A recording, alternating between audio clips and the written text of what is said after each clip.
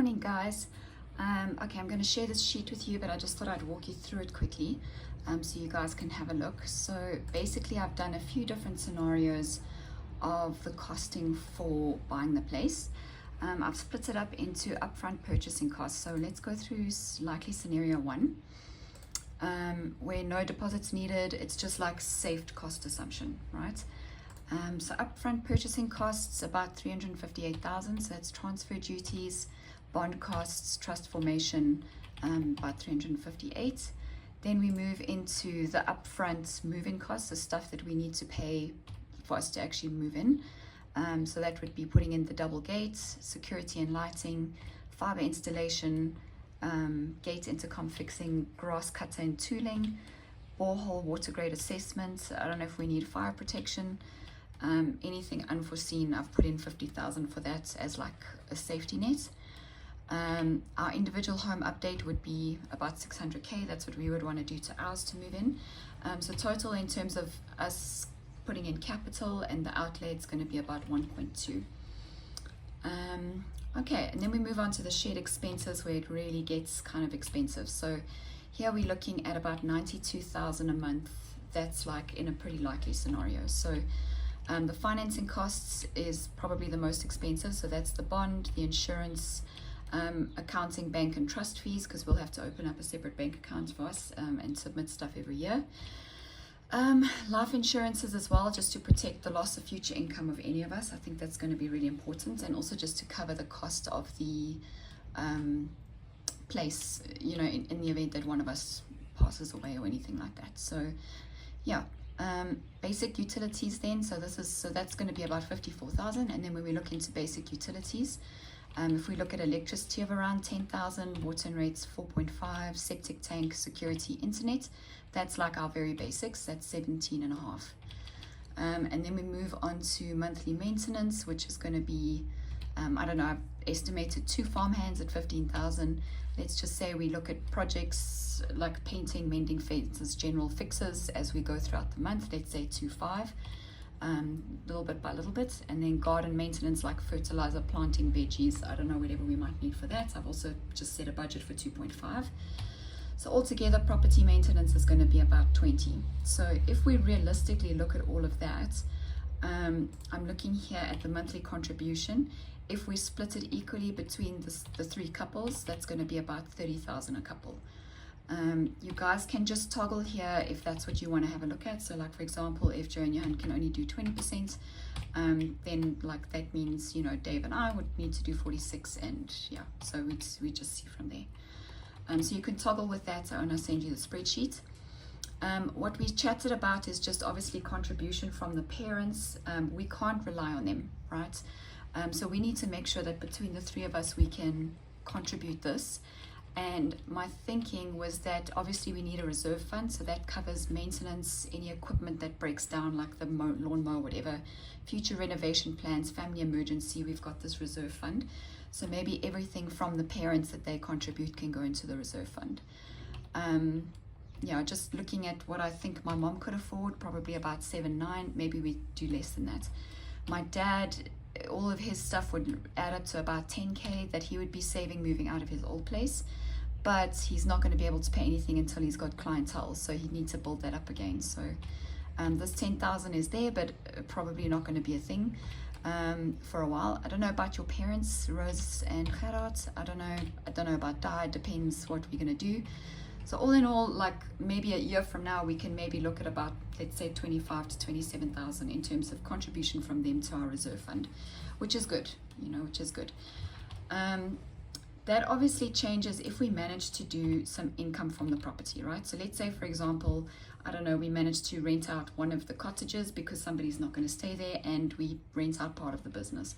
Let's say we get 20,000 income from that. That obviously now pulls down our contributions from what they were to maybe a lower amount. So that's going to be that. Just at the bottom here, what I've put and what you guys can have a look at is here it's the current expenses that would be replaced by the levy that we're now going to pay in the new place. So if I had a look, for example, for us, like the current expenses, like Some of the stuff we pay on the house, the internet, the insurance, electricity, water, all of that stuff that we pay, our current expenses around that are going to be about 20,000. So that means that, you know, moving out of here, we'd save 20,000, but then moving into the place, we'd have to pay 30. So that means we need to put in like an extra 10. So I recommend that you guys also just sort of like fill this in and see like where you're sitting. Like currently, what expenses would be replaced? What's the additional you would need to put on? So yeah, so that's scenario number 1. Sorry, I know the video is not that good, but you guys can go through the spreadsheet in detail. Scenario number 2, I've done a pretty tight one. So upfront purchase costs stay the same, upfront move-in costs reduce slightly, maybe we get better pricing on the double gate, on security, a couple of things. Dave and I would be more conservative about what we did, so capital that we would need to put in would be about $1 million. So there's that. And then when we look at the monthly shared expenses, if we talk about life insurances at a later stage and not right now, we'd save another 10,000 there. I've also just been more conservative on like electricity, and then obviously pulling down 1 farmhand instead of 2, and then garden maintenance is going to be less. So that now puts us at about 24,000 Rand each. So that's if we get really tight about everything, and that's if absolutely nothing goes wrong. So yeah, so we'll do that. The scenario 3, where we're talking about the expensive scenario, so that I've looked at if we need a deposit, that's like, let's say a 10% deposit, that's 370. Upfront move-in costs, let's go and assume that the borehole, there needs to be something fixed on the borehole. Then it's not just going to be the water grade assessment, but maybe something else. And let's say there's some structural stuff that needs fixing in a couple of the places, maybe that would be an issue as well.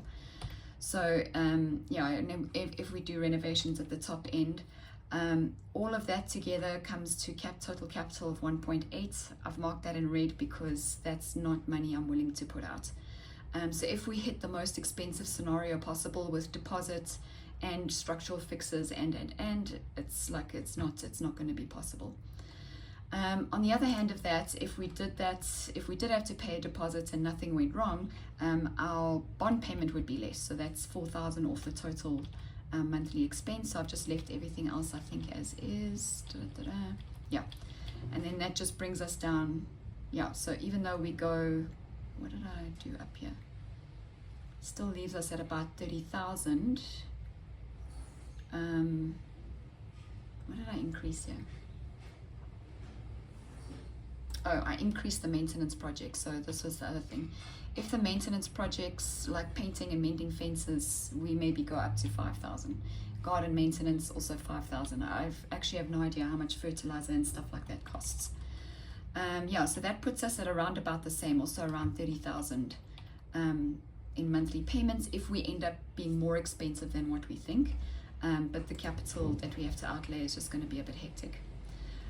We also looked at getting solar just to see what we could save on electricity per month. But after we did a lot of research yesterday, actually, sorry, let me just move this over so you guys can see. Okay. So here the likely scenario, the scenario plus solar. So that's just saying, like looking at the likely scenario plus also solar. So we did a little bit of research on the solar just to see what we would need in terms of kilowatt hours for that property. Likely we'd need about 90 to 100 panels just to kind of like get us off grid.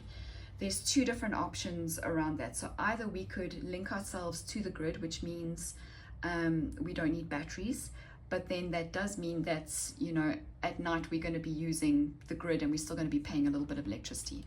Or if we go completely off grid, means we need batteries, it's going to be substantially more expensive. But we would opt for that because we're trying to go, you know, more sustainable. So yeah, so that's just everything the same, but solar power, that grade would be about 1.2 million to power the entire property, including the warehouse, with no efforts, you know, so that should mean we can use ovens and all sorts of things. That should be fine. And then everything else just stays the same. The problem is that puts us at capital of 2.4, also not affordable. So solar is not going to be a thing for us now. It's going to have to be something we'd look at a later stage. But that would save us money on the electricity, because obviously then maybe it would go down drastically, which means that then our monthly cost comes down to 27 per person, 27.5. So it would help us, but it's just a massive, you know, input into that. So yeah, I've left the scenario 5 and scenario 6 kind of blank, so you guys can just put your own numbers in there and fiddle around. So I'm going to leave those there. So yeah, you can fiddle around with the spreadsheet, see what you think, come up with some scenarios, whatever. Let me know. At this stage, looking at these numbers, I'm feeling quite trepidatious. I feel like, you know, 90,000 a month is about right for what we're going to need to maintain that property. I don't know if the timing is right for all of us to do that right now. So let's have a look. But yeah, anyway, I'm giving you guys the numbers. You guys make the call. Let me know. We can chat a little bit later today. Okay, love you. Bye.